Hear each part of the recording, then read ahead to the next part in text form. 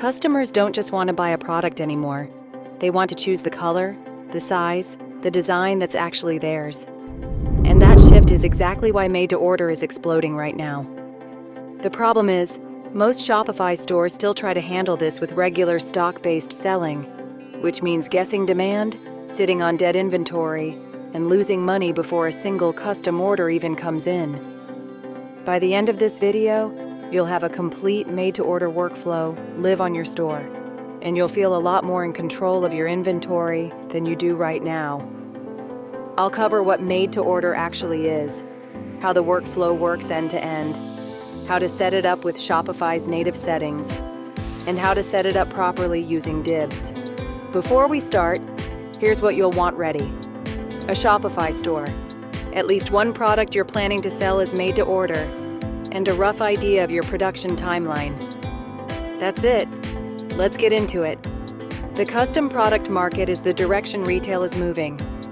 Customers want products built around their preferences, and made to order is how you serve that demand without the inventory risk that kills most product businesses. Made to order means a product is manufactured only after a customer places an order. That's different from make to stock, where products are produced in advance and stored as inventory, hoping they will sell. Here's what the workflow looks like from start to finish. A customer lands on your product page and sees a clear lead time. They choose to buy knowing the product will arrive later.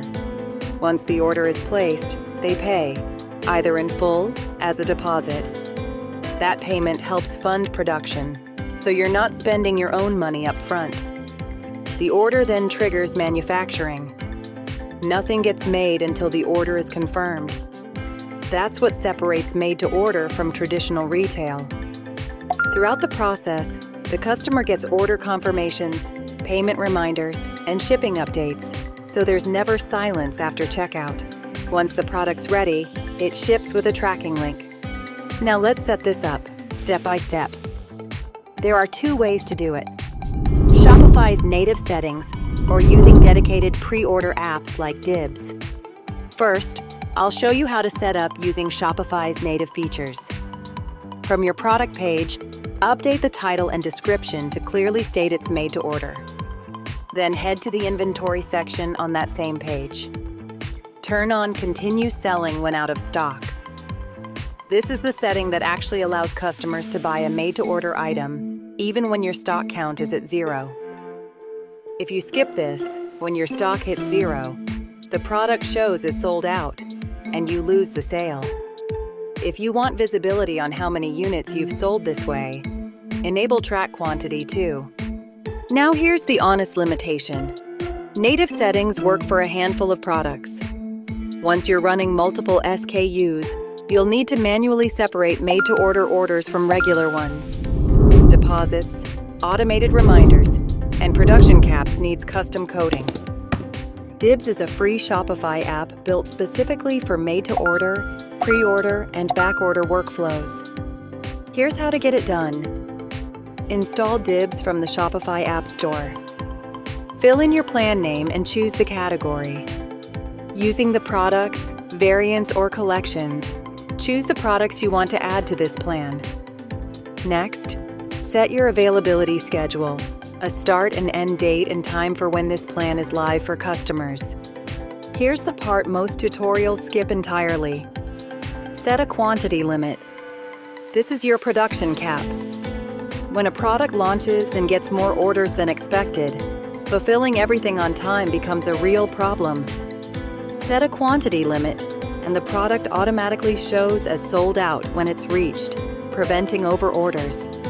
Next, choose days after checkout as your shipping mode to match your production timeline. When that date arrives, the fulfillment status automatically changes from scheduled to ready for fulfillment. Then select your payment option: full payment, partial payment. If you're collecting a deposit, you can charge the remaining balance when the order is dispatched by selecting On Fulfillment. You can also offer discounts to encourage early conversions.